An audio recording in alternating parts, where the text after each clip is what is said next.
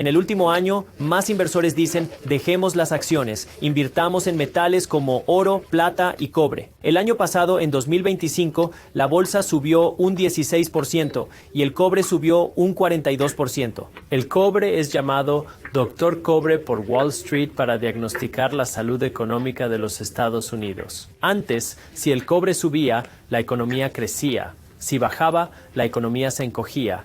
Pero ahora, en 2026, Wall Street dice que el Dr. Cobre puede estar equivocado. Por tanto, en este vídeo, analizaré lo que está ocurriendo con los precios del cobre y sus implicaciones en la economía, destacando oportunidades de inversión para usted. Nuestras oportunidades de inversión en 2026 cambian muy rápido por los cambios en la economía. Vemos cambios con la IA, con los aranceles y con la política gubernamental. Ahora, con respecto al cobre, permítame empezar sentando las bases. Wall Street llama Dr. Cobre al cobre porque se emplea en varios ámbitos: fabricación de iPhones, construcción, defensa y energía. Se usa en casi toda nuestra economía. Por lo tanto, el crecimiento económico implica una mayor construcción de bienes como casas, teléfonos y aparatos electrónicos, lo que incrementa la demanda y el precio del cobre. Pero si la economía se contrae, las empresas producen menos y el precio del cobre baja. Ahora, aquí se pone interesante, porque en 2025 vimos un auge en el cobre, sobre todo al final. Normalmente, Wall Street indicaría que la economía está prosperando, dado que los precios del cobre superan con creces el crecimiento del mercado bursátil.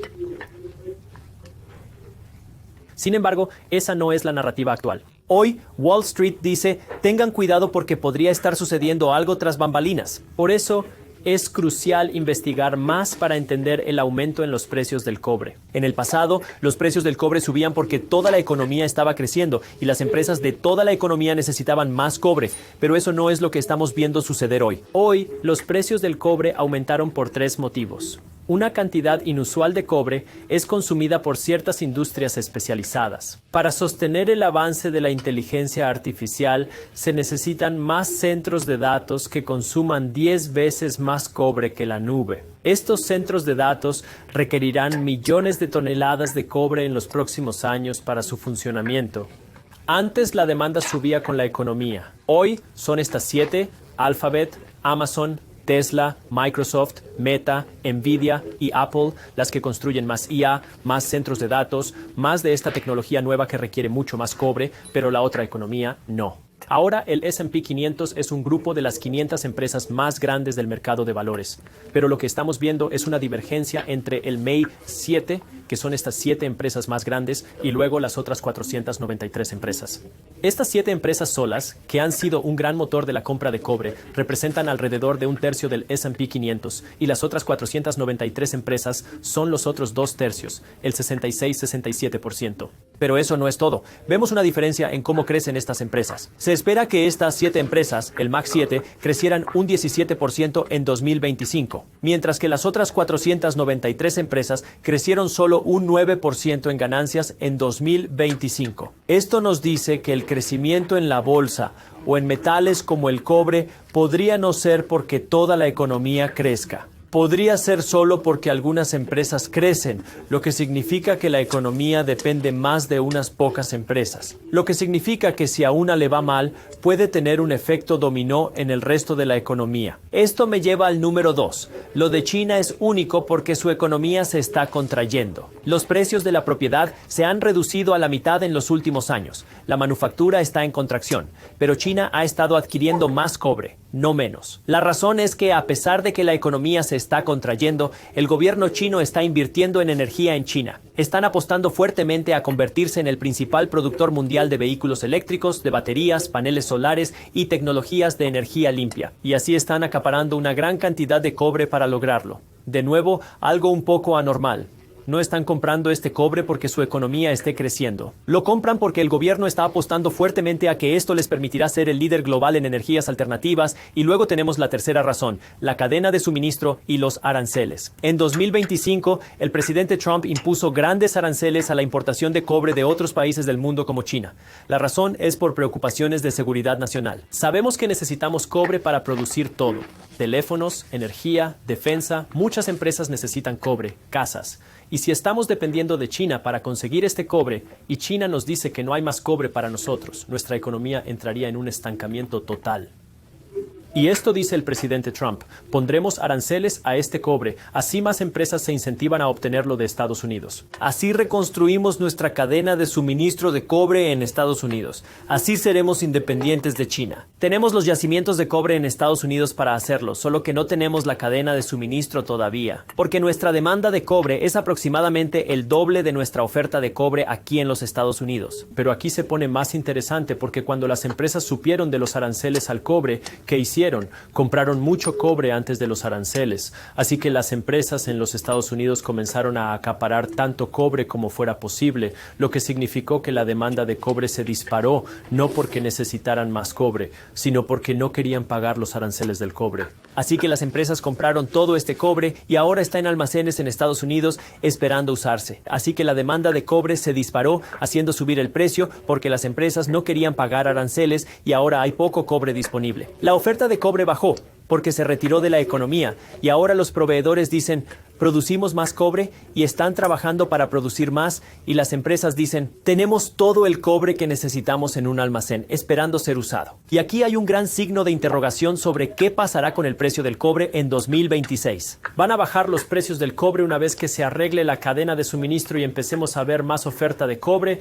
Y luego la gente se da cuenta: oh, las empresas no necesitan tanto cobre, y los precios del cobre vuelvan a la tierra, o la demanda seguirá subiendo por la inteligencia artificial y todo lo que pasa con China. ¿Va eso a aumentar aún más la demanda de cobre, provocando que los precios del cobre se eleven más en el 2026 y en el futuro? Aquí es donde hay dos cosas que deben entender: inflación y oportunidades de inversión. Empezando por la inflación. Si observamos precios más altos del cobre, eso impacta a la persona promedio, porque precios más altos del cobre implican que es más costoso producir cosas: iPhones, viviendas, energía. Y si las empresas pagan más dinero, pueden hacer una de dos cosas. Pueden o bien asumir ese costo reduciendo sus ganancias, o número dos, pueden transferir este costo mayor a ustedes, el consumidor que compra los productos, lo que podría significar mayor inflación al final. Veremos qué pasa. Pero en general, si los precios del cobre siguen subiendo o continúan altos, pueden esperar precios más altos de las cosas porque cuesta más dinero producirlas. El segundo es sobre oportunidades de inversión, porque hay dos tipos de personas. Unas dicen que los precios del cobre se van a desplomar cuando se arregle la cadena de suministro. Las otras dicen que los precios seguirán en auge porque la inteligencia artificial necesitará más cobre. No quiero decirles qué creer. Quiero que piensen como un inversor. Si creen que esto genera una oportunidad de inversión, les mostraré distintas formas en las que pueden invertir en este cambio que está sucediendo. De nuevo, no puedo recomendarles nada. Solo soy un youtuber común. No doy consejos financieros. Invertir tiene riesgos. Las ganancias no están garantizadas. De hecho, perderán dinero en algún momento, así que hagan siempre su debida diligencia y nunca confíen ciegamente en un tipo aleatorio de YouTube. Así que aquí hay algunos ejemplos de diferentes maneras en las que pueden aprovechar este cambio que está ocurriendo si esto es algo que les interesa. Si creen que los precios del cobre van a seguir aumentando, hay fondos cotizados en bolsa que pueden darles exposición a eso. Por ejemplo, COPX y SCCO. COPX es un ETF que les proporciona exposición al fondo cotizado en bolsa de mineros de cobre de Global X, y esto les da una canasta diversificada de mineros que producen cobre. SCCO es otro ETF, es una alternativa que también les da exposición a los productores de cobre. Si creen que los precios del cobre se van a desplomar, cuando vean ese desplome, podría ser una oportunidad porque el mundo seguirá necesitando cobre. Y si vemos que los precios del cobre caen, podría ser una oportunidad para que entren y compren barato. Si quisieran obtener exposición a la inversión china en energía verde, hay ETFs que pueden darles exposición a eso. Por ejemplo, KGRN. Ahora debo darles una advertencia extra sobre este porque invertir fuera de Estados Unidos es más riesgoso. Y ahora, al invertir en algo como China, un lugar más riesgoso cuando la economía china está baja con algo como la energía, pues esta es una gran apuesta. Puede funcionar y darle mucho dinero o no, y perderá mucho dinero rápido. Entienda el riesgo. Pero KGRN es un ETF que ofrece exposición a empresas chinas de energía limpia. La idea es que si el gobierno chino invierte mucho en energía limpia, algunas empresas se beneficiarán. Y la opción 3, si la IA sigue demandada, no solo se necesitan más centros de datos, sino que estos necesitarán más energía. En la administración de Trump se impulsa que la energía nuclear sea una fuente importante para los centros de datos en la actualidad. Bueno, hay ETFs que pueden darle exposición a eso. De nuevo, ¿hay riesgo? Absolutamente. Pero quiero que empiece a pensar como un inversor. De esa manera podrá decidir qué es lo correcto para usted y su cartera de inversiones. Esta es solo información general. El número 1 es NUCAZ. El número 2 es NLR. NUCAZ es un ETF que le está dando exposición al fondo cotizado en bolsa del índice del renacimiento nuclear, que le da exposición a un puñado de diferentes compañías nucleares. Una opción es el ETF NLR de VanEck, que brinda exposición a productores de energía nuclear y uranio. Son productores de uranio y servicios públicos nucleares, dándole exposición a ese sector energético. Pero lo que sabemos que está sucediendo ahora mismo es que los precios del cobre se dispararon en 2025. El mercado del cobre creció más rápido que el bursátil.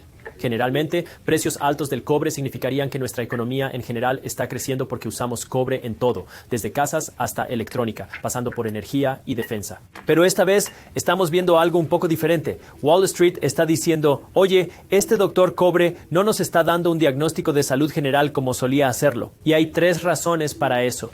La número 1 tiene que ver con la demanda de nicho. Hablamos de las MAC 7 frente al S&P 493, donde las 7 empresas principales de nuestra economía son un gran motor, no solo para el mercado bursátil y el del cobre, sino nuestra economía en general. Estas empresas que producen mucho para la IA ven mucho dinero allí. También son grandes compradoras de cobre para alimentar la IA, ya que la IA y los centros de datos necesitan mucho cobre. No vemos la compra general de cobre como en una economía sana. Lo vemos más de nicho en industrias específicas.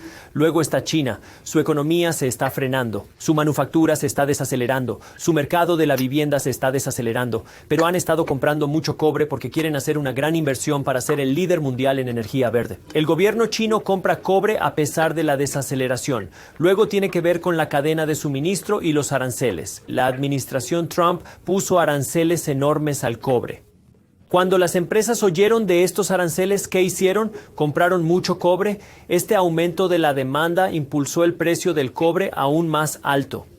Pero no fue la demanda que necesitaban hoy, fue comprar cobre para evitar precios más altos en el futuro. Así que las compañías comenzaron a comprar más cobre y a almacenarlo en almacenes, lo que creó una escasez de suministro de cobre, lo que también elevó el precio del cobre porque otras compañías ahora necesitaban cobre, pero les costaba acceder, razón por la que el cobre subió en 2025. ¿Qué pasará en 2026? Algunas personas creen que los precios del cobre van a caer en picado. Algunas personas creen que los precios del cobre van a subir. Independientemente de su creencia, entienda cómo estos cambios crean oportunidades para que decida lo correcto para usted. Para quienes creen que el cobre subirá, pues puede invertir en ciertos ETFs que le darán esa exposición, como comentamos. Si cree que los precios del cobre caerán, pues quizás quiera prestar atención a estos ETFs para cuando ese desplome suceda, porque el cobre no desaparecerá y podría comprarlos a precio de descuento si ocurre ese desplome. Luego, cuando se trata de China, hay maneras para que usted dé exposición al movimiento ambiental verde chino. Y finalmente aquí en los Estados Unidos, con la inteligencia artificial continuando su crecimiento, con los centros de datos continuando su crecimiento, hay un impulso para usar energía nuclear para alimentar estos centros de datos por la administración Trump.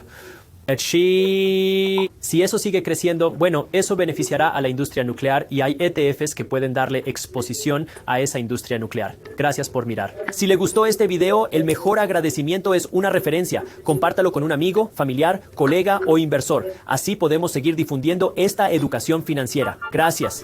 El 1 de diciembre de 2025, el Banco de la Reserva Federal cambió su política económica al finalizar la QT. Lo que eso significa en lenguaje sencillo es que la Fed pasó de intentar retirar dinero extra de nuestra economía a ahora imprimir más dinero. ¿Cómo lo sé? Porque el 2 de diciembre, un día después de que la Fed terminara la QT, la Fed imprimió 13,5.